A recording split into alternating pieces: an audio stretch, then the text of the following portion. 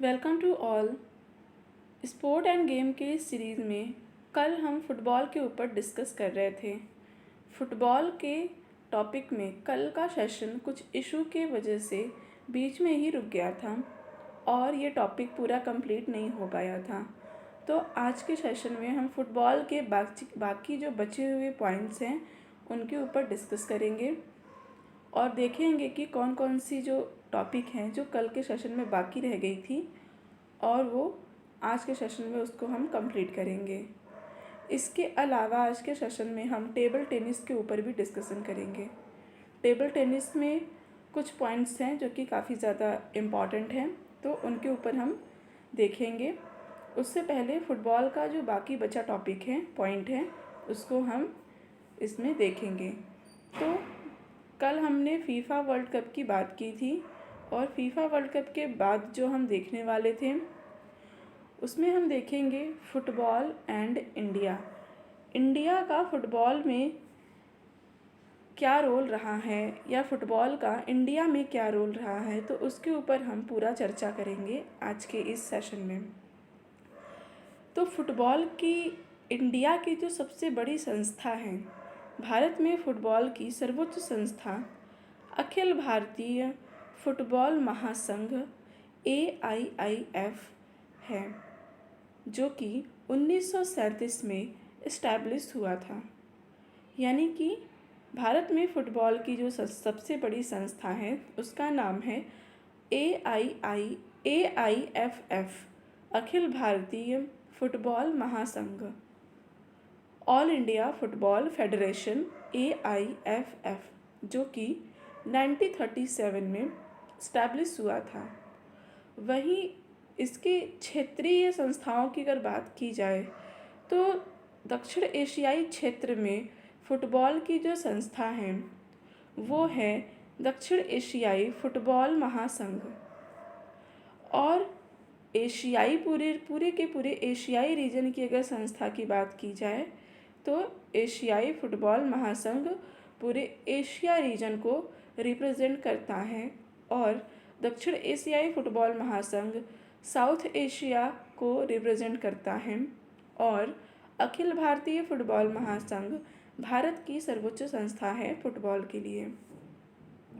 Next हम देखेंगे वर्ष 1951 से लेकर के 1962 का जो टाइम पीरियड था वो भारतीय फुटबॉल के लिए स्वर्ण युग का काल था। यानी कि वर्ष 1991 से 92 तक भारतीय फुटबॉल का स्वर्ण युग का समय चला था। यानी कि इस समय भारतीय फुटबॉल पीक पे था, काफ़ी अच्छा इसका प्रदर्शन था।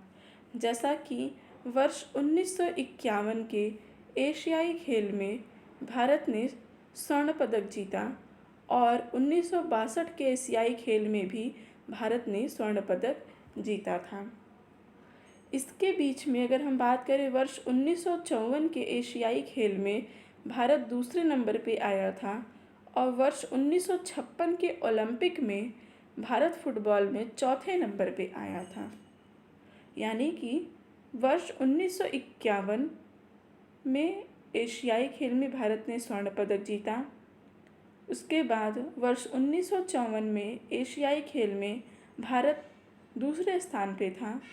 उसके बाद वर्ष 1962 में एशियाई खेल में भारत ने स्वर्ण पदक जीता और वर्ष 1956 के ओलंपिक खेल में भारत चौथे स्थान पर था फुटबॉल में।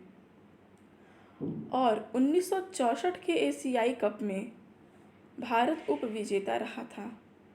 तो 1951 से 1964 के बीच का जो काल था वो भारतीय फुटबॉल के लिए स्वर्ण युग माना जाता था और उसके बाद से भारतीय फुटबॉल का प्रदर्शन नीचे गिरता गया और उसमें गिरावट आनी स्टार्ट हो गई थी। नेक्स्ट अगर हम बात करेंगे तो भारतीय फुटबॉल टीम में जो राष्ट्रीय टीम के लिए सबसे अब तक के सफल भारतीय कोच, जैसे कि किसी भी गेम के एक कोच होते हैं जिनके माध्यम से उनके निगरानी से उस गेम को, उस खेल को एक मार्गदर्शन मिलता है एक सही मार्गदर्शन मिलता है। तो उसी प्रकार से भारत के फुटबॉल के टीम के जो राष्ट्रीय टीम है उसके अब तक के सबसे सफल कोच, सबसे सफल भारतीय कोच सैयद अब्दुल रहीम रहे हैं, जिन्होंने कई मैचों में भारत को विजेता घोषित कराया है, भारत को विजय दिलाई है और कई कप भारत के नाम किए हैं। नेक्स्ट अगर हम बात करें सैफ कप का एक टूर्नामेंट है। इस कप में भारत 6 बार विजेता रह चुका है। कब वर्ष 1993, 1997, 1999, 2005, 2009, 2011 और 2015, यानी कि सैफ कप के टूर्नामेंट में भारत 6 बार विजेता रह चुका है। 1993, 1997, 1999, 2005, 2009, 2011 एंड 2015। उसके बाद हम देखेंगे नेक्स्ट AFC चैलेंज कप। ये एशियाई कप हैं। AFC चैलेंज कप, एशियाई कप, इसमें वर्ष 2008 में भारत विजेता रहा था। नेक्स्ट हम बात करें नेहरू कप की, तो नेहरू कप को भारत ने वर्ष 2007, 2009 और 2012 में जीता था। नेहरू कप को भारत 2007, 2009 और 2012 में जीता था। नेक्स्ट अगर हम बात करें फुटबॉल की अदर टूर्नामेंट को, तो डूरंड कप की अगर बात की जाए तो वर्ष 1888 से ही यह प्रारंभ है। भारत का काफ़ी पुराना टूर्नामेंट रहा है ये फुटबॉल के लिए, सबसे पुराना डूरंड कप, जो कि 1888 से शुरू है और इसका पहला आयोजन शिमला में हुआ था। नेक्स्ट हम बात करें संतोष ट्रॉफ़ी, जो कि फ़ुटबॉल के लिए है। संतोष ट्रॉफ़ी का टूर्नामेंट फुटबॉल के लिए है, तो ये वर्ष 1941 से प्रारंभ है। भारतीय महिला फुटबॉल चैम्पियनशिप की बात करें तो ये वर्ष 1991 से शुरू हुआ था, भारतीय महिला फुटबॉल चैम्पियनशिप। तो अभी हमने कल के सेशन में हमने देखा था फुटबॉल के बैकग्राउंड्स को लेके, फुटबॉल की सर्वोच्च संस्थाओं और उसकी सबसे बड़ी प्रतियोगिता फीफा वर्ल्ड कप को लेके कब कब आयोजित हुआ, कहाँ कहाँ हुआ, आगे कब प्रस्तावित है, उसको हमने देखा। आज के सेशन में हमने भारत में इसके रोल को देखा कि भारत में फ़ुटबॉल का क्या रोल है, कब कब भारत ने कहाँ कहाँ फ़ुटबॉल में मैच को जीता है, कहाँ नहीं जीता है, कब पार्टिसिपेट किया है, कब नहीं किया है। तो हमने देखा था कि फीफा वर्ल्ड कप में भारत ने केवल एक ही बार भाग लिया है, वर्ष 1950 में। कल के सेशन में इसको हमने देखा था। बाकी अदर जो टूर्नामेंट है फुटबॉल के, उसमें हमने देखा कि सैफ कप भारत 6 बार जीत चुका है। AFC चैलेंज कप यानी एशियाई कप को भारत 2008 में भी जीता है। नेहरू कप को भारत ने 2007, 2009, 2012 में जीता है। डूरंड कप, जो कि भारत का सबसे पुराना एक टूर्नामेंट रहा है फुटबॉल के लिए, यह 1888 से ही प्रारंभ है। आयोजन इसका पहला शिमला में हुआ था। संतोष ट्रॉफ़ी, डूरंड ट्रॉफ़ी, ये सब जो कप हैं, ट्रॉफ़ी हैं, ये फुटबॉल से संबंधित हैं। तो अगर एग्ज़ाम में या फिर कहीं भी नाम आता है डूरंड कप का, संतोष ट्रॉफ़ी का, तो ये नेहरू कप का, सैफ कप का, तो ये फुटबॉल से संबंधित हैं। तो नेक्स्ट अगर हम देखें फुटबॉल की शब्दावली, जैसे कि हमने अदर प्रीवियस लेक्चर में भी देखा गेम और उनकी शब्दावलियों को, कि उनमें क्या क्या ऐसे शब्द हैं जो फेमस हैं, जिनको दे के कभी कभी क्वेश्चन आ जाते हैं।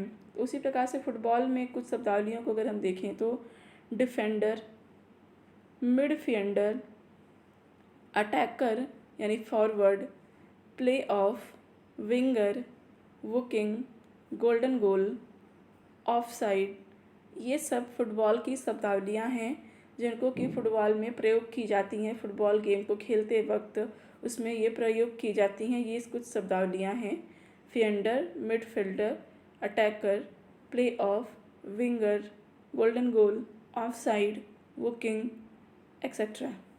ये सारी चीज़ें फुटबॉल से संबंधित शब्दावली हैं। तो कल के सेशन के बाद ये कुछ पॉइंट थे जो कि फ़ुटबॉल में बचे हुए थे। तो ये फुटबॉल का पूरा सेशन यहाँ पे कंप्लीट होता है। नेक्स्ट हम बात करेंगे टेबल टेनिस गेम का। टेबल टेनिस चूँकि स्पोर्ट गेम के पूरी सीरीज़ में हमने अभी तक ओलंपिक के ऊपर डिस्कशन किया, कॉमनवेल्थ, एशियाई गेम, साउथ एशियाई game, cricket, hockey, tennis, football, और अब हम देखेंगे टेबल टेनिस को कि टेबल टेनिस में भारत का क्या रोल है और टेबल टेनिस की क्या कुछ पॉइंट हैं जो कि एग्ज़ाम के लिए महत्वपूर्ण है। चूँकि बहुत ज़्यादा कुछ नहीं है टेबल टेनिस के बारे में जानना, थोड़े बहुत एक आध पॉइंट हैं जिनको कि हम यहाँ पे देखेंगे। तो देखते हैं टेबल टेनिस को। तो इसकी भी शुरुआत इंग्लैंड से मानी जाती है कि इंग्लैंड भी टेबल टेनिस का जनक है और यह गेम एक इंडोर गेम है। अभी तक हमने जितने भी गेम को देखें वो सब, चाहे वो क्रिकेट हो, हॉकी हो, टेबल टेनिस हो, टेनिस हो या फुटबॉल हो, ये सभी आउटडोर गेम रहे हैं।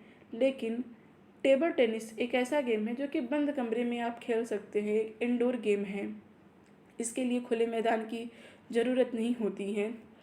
तो इसका ओरिजिन भी 19वीं सेंचुरी में इंग्लैंड में हुआ था। अदर नेम की अगर बात की जाए तो टेबल टेनिस को दो अन्य नामों से भी जाना जाता है। एक तो काफ़ी प्रसिद्ध पिंग पोंग, जैसा कि अभी हमने यहाँ पे देखा, इस टेबल के ऊपर भी पिंग पोंग लिखा हुआ है। टेबल टेनिस का एक अन्य नाम है जिसको पिंग पोंग बोलते हैं। दूसरा गैरिस सीमा भी इसको हिंदी में बोलते हैं। बाकी इसका सब सर्वाधिक जो प्रचलित अन्य नाम है वो है पिंग पोंग। नेक्स्ट हम बात करें इसकी प्रथम संस्था की। टेबल टेनिस का जो प्रथम संस्था है वह 1922 में इस्टेब्लिश हुआ था, टेबल टेनिस एसोसिएशन, जो कि इंग्लैंड में स्थापित हुआ था। और प्रथम विश्व प्रतियोगिता ऑफ टेबल टेनिस, यानी कि टेबल टेनिस का फर्स्ट विश्व प्रतियोगिता लंदन में हुआ था और वहाँ से टेबल टेनिस को एक वैश्विक पहचान प्राप्त हुई थी। वहीं बात की जाए इसके सबसे बड़े सर्वोच्च निकाय जिसके द्वारा टेबल टेनिस का संचालन होता है, नियामन होता है, तो वह है अंतर्राष्ट्रीय table tennis federation, international table tennis federation, जो कि वर्ष 1926 में गठित किया गया, इस्टेब्लिश किया गया। और वर्तमान में इसमें 215 सदस्य शामिल हैं। 215 सदस्य अंतर्राष्ट्रीय टेबल टेनिस फेडरेशन में शामिल हैं। वहीं हम बात करें इसके कुछ जनरल इन्फॉर्मेशन की, चूँकि टेबल टेनिस में कुछ खास जानने को नहीं है, यही कुछ महत्वपूर्ण बिंदु हैं जिनको जानना है कि इसका प्रारंभ कब हुआ, इसका अन्य नाम क्या है, इसका संस्था, सबसे पहले इसकी संस्था, इसकी सर्वोच्च संस्था कब इस्टेब्लिश हुई, कितने सदस्य हैं, पहला प्रतियोगिता कहाँ हुआ जहाँ से इसको एक पहचान मिली। तो ये इसके कुछ महत्वपूर्ण बिंदु थे जिनको कि हम देख चुके हैं। नेक्स्ट कुछ जनरल इन्फॉर्मेशन की अगर बात की जाए तो इसमें हम देखेंगे कि ये एक एकल या युगल प्रतियोगिता है। जैसे कि हमने टेनिस में देखा था कि वो भी एक तरीके का एकल या युगल प्रतियोगिता था, मतलब कि या तो एक एक लोग की टीम, एक एक लोग खेलेंगे आमने सामने, या तो दो दो लोगों की युगल टीम होगी, दो लोग इधर से और दो लोग उधर से खेलेंगे। ये एकल या युगल प्रतियोगिता है। नेक्स्ट अगर बात की जाए टेबल टेनिस का जो टेबल होता है, उस टेबल की जो लंबाई होती है, टेबल की लंबाई 9 फीट की होती है। 9 फुट टेबल की लंबाई होती है और वहीं इसकी चौड़ाई लगभग 5 फुट की होती है। और सतह की मोटाई, टेबल की जो सतह होती है, टेबल का जो बेस होता है, उसका मोटाई जो होता है वो 1 इंच या 3/4 इंच भी होता है। 1 इंच, लगभग 1 इंच टेबल की मोटाई होती है, टेबल के सतह की मोटाई। और वहीं हम जाल की अगर बात करें, जैसा कि यहाँ पे हम देख सकते हैं जाल, ये जो जाल बना हुआ है, टेबल की ये जो ऊंचाई थी इसको हमने देखा, ये था 1 इंच टेबल की मोटाई, 1 इंच या 3/4 इंच। इसकी लंबाई हमने देखी पूरी 9 फीट थी, इसकी चौड़ाई हमने देखी पूरी 5 फीट थी। अब ये जो जाल है, इस जाल की जो ऊंचाई है ये है 6 इंचेस। 6 इंचेस इस जाल की ऊंचाई है टेबल टेनिस के। वहीं टेबल टेनिस में जो गेंद होता है, गेंद सेल्यूलाइड की गेंद का प्रयोग किया जाता है। वाइट कलर की गेंद होती है टेबल टेनिस की, सेल्यूलाइड की गेंद, जिसका भार वजन 2.40 से 2.53 ग्राम का होता है। इट मीन्स कि हल्का गेंद होता है, काफ़ी हल्का सेल्यूलाइड का बना हुआ ये एक गेंद होता है, जो कि 2 से 3 ग्राम का इसका भार होता है। वहीं इसके परिधि की अगर बात की जाए तो गेंद की परिधि 41/2 से 43/2 इंच, यानी कि लगभग 37 इंच की पूरी परिधि होती है। लगभग 37 इंच की पूरी परिधि होती है। 37 इंच नहीं, 41/2 से 43/4 इंच की पूरी इसकी परिधि होती है इस सेल्यूलाइड गेंद की, जो कि टेबल टेनिस में प्रयोग की जाती हैं। वहीं अगर हम देखें तो विश्व टेबल टेनिस चैम्पियनशिप में भारत ने सबसे पहली बार कब प्रतिभागी किया था, या भारत का सबसे प्रथम प्रतिनिधि जो थे, यहाँ पे नहीं लिखना रह गया है प्रतिनिधि, तो विश्व टेबल टेनिस चैम्पियनशिप में भारत के प्रथम प्रतिनिधि थे श्रीजाल गोदरेज, जो कि इंदौर के थे। इंदौर सिटी के श्रीजाल गोदरेज, जो कि विश्व टेबल टेनिस चैम्पियनशिप के भारत के प्रथम प्रतिनिधि थे।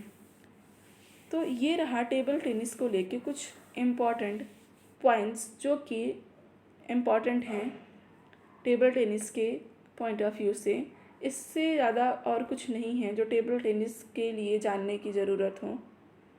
इसके शब्दावली की अगर बात की जाए तो इसमें लैट का मतलब विराम। टेबल टेनिस में जब विराम की बात आती है तो उसको लैट बोलते हैं। पॉइंट, सर्वर, प्रापक, स्ट्राइक, सर्विस, ये सभी टेबल टेनिस के कुछ शब्दावलियाँ हैं। लैट, विराम, पॉइंट, सर्वर, प्रापक, स्ट्राइक, सर्विस, एक्सेट्रा। तो ये रहा टेबल टेनिस से जुड़े कुछ बिंदु। तो टेबल टेनिस में सिर्फ इतना ही महत्वपूर्ण है। नेक्स्ट हम मिलेंगे किसी और गेम के साथ। तो इस वीडियो में अभी तक के लिए सिर्फ इतना ही। Till then, thank you so much for watching, and we will meet in next video. Thank you.